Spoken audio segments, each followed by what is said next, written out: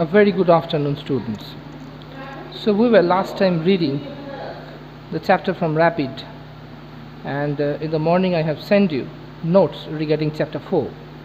So let's discuss what is there in chapter 4. I told you earlier that this story, A Tale of Two Cities, this essentially deals with the things that was happening during Dickens' time in France. And the most conspicuous thing that happened there, that was a French Revolution.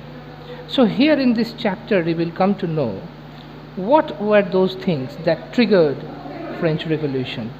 What had been the aristocrats doing that the common people, the rank and file, they decided to revolt and they decided to attack an onslaught on the aristocratic people who were exploiting the common people at large. So let's read the whole story from the beginning. That is Mosier and the Marquis.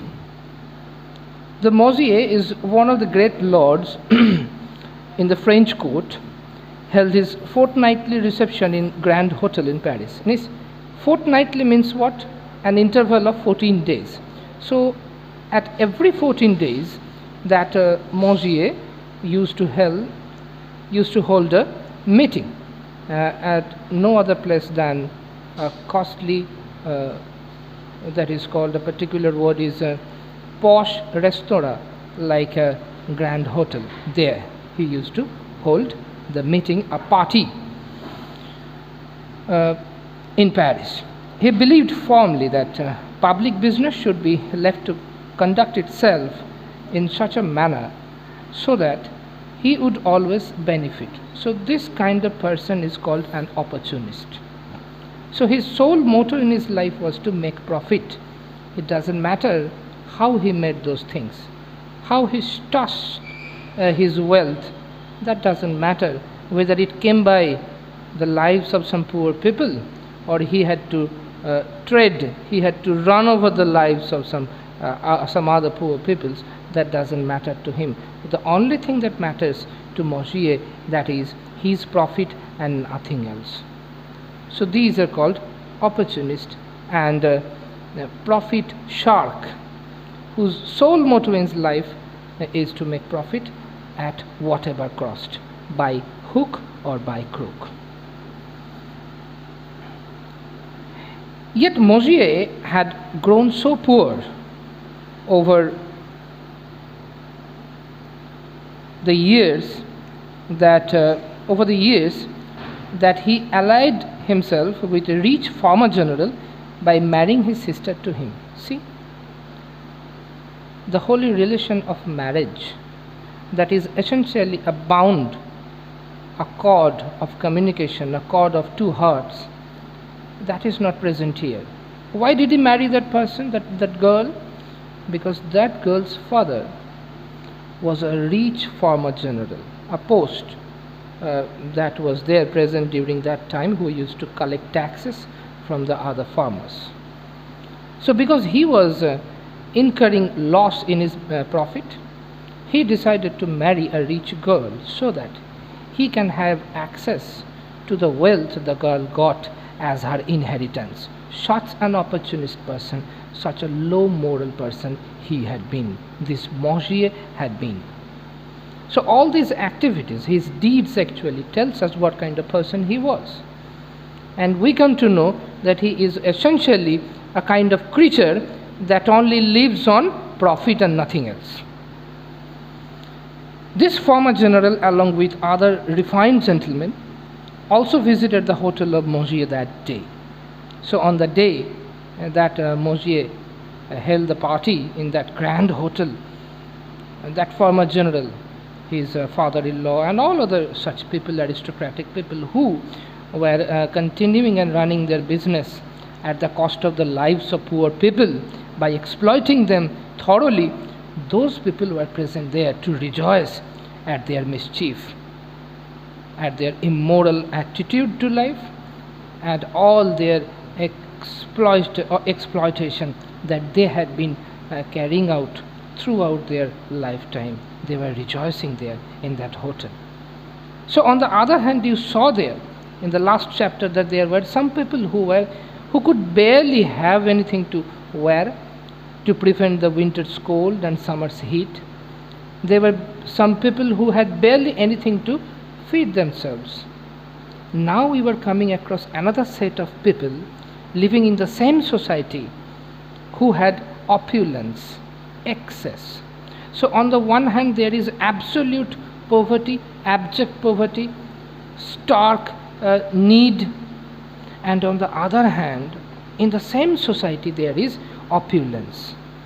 So remember these things, that opulence and scarcity, they are like matchsticks and matchbox. Once they will come closer and touch each other, there will be fire. And here you will see that this coexistence of opulence and scarcity and their closer proximity will always trigger an explosion. That will also happen there. You will see it, you will witness it later. The exquisite gentlemen took only a keen interest in themselves. Yes, I told you they were so selfish, they were so introvert, they were obsessed with their profit and their wealth and nothing else.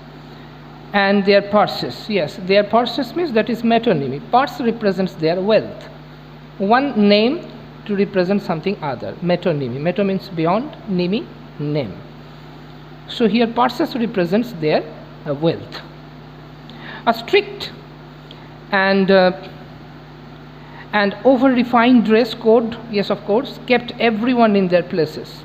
So you saw in the previous chapter that people were wearing rags like scarecrows, and now you are coming across such a set who are wearing something which is exquisite and that is of astronomical price.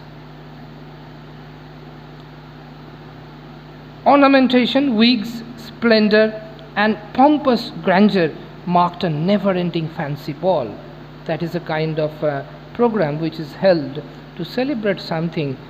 Especially that kind of ball started, its origin is from the court of some kings. Now it reached to the aristocratic people, to some beautifully and grandiosely decorated hotel restaurants. There also this type of ball used to be held right at that time. So all these people, they gathered there to enjoy the ball, to show how much opulent they are. Okay.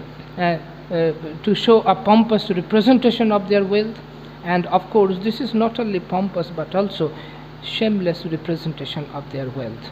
That kind of thing was going on, while the other people in the street, they were dying of hunger, and now these people were showing, presenting, advertising their excessive wealth, opulence.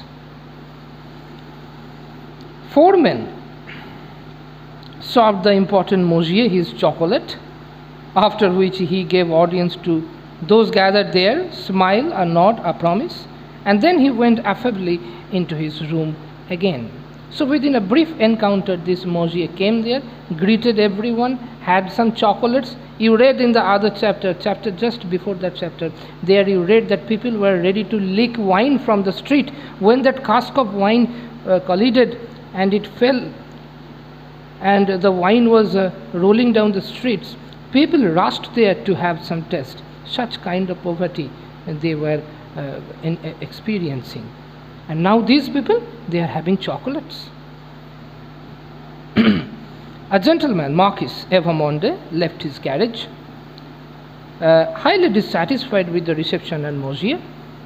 As he was in a bad mood, it was agreeable to him to see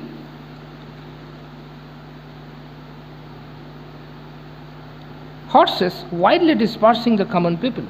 So he was wildly driving his carriage through the people who thronged there in the streets, and he was enjoying it because he had some agreement probably did not come to fruition, and probably he had some loss, and he was quite down right on that day.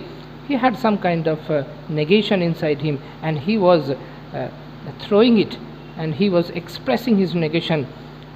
He was releasing that frustration by dismantling the mob, by running his carriage dangerously through the people. those poor people who had nowhere to go but to stay on the streets. And he was enjoying that kind of thing. This is Mosier Evermonde.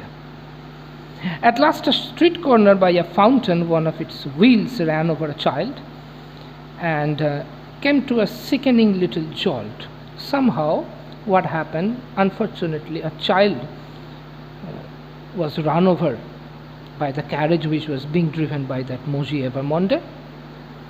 And we can understand that because it is a child, there is a greater possibility that the child will die a death in the street by some ruthless people who was running his vehicle widely just to shrug the frustration which he was experiencing and nothing else. That type of irresponsible people, because of him, that little child had to face such a premature death in the street. So somehow the carriage stopped abruptly. There was a loud cry from a number of voices, and a tall man in a nightcap was howling over the dead child like a wild animal. Yes, if a father witnesses the death of his child, such a brutal death of his child on the street, do you think he can collect himself, gather his thoughts? No, he cannot. He will become wild with pain and nothing else. And that's what happened. So remember one thing, that the poverty of the people and at the same time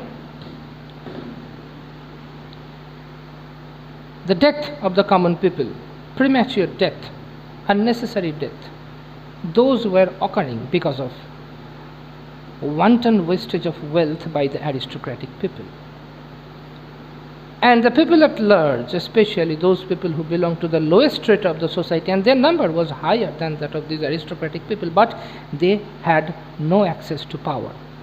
And because of this reason, they were continuously exploited thoroughly by this handful of people.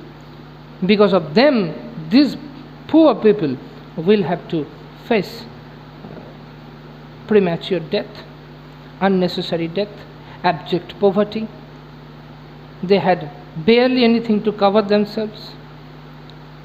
Because of these handful of people, such a large number of people, they were experiencing acute pain at every step in their life. So that was happening in France. And this is the social structure which is represented by the author very carefully and very neatly. We can understand the relevance of anger from the part of those people who were continuously exploited by these handful of aristocratic people. There is a relevance of anger from these part, the greater part, the people who were living in abject poverty. They had reason to be angry with those aristocratic people. That was happening in France just before the first trigger of French Revolution was fired. So these are the elements. Because of these, they gathered, and one day this lava of anger, they exploded in the form of French Revolution, which you will read in the chapter Battle for Bastille. Later we will deal with it, but till then you peruse this chapter, read every single line, and the moment you find any kind of trouble, do let me know. I will try my best to make it clear for you. So that's all for today, students. Goodbye.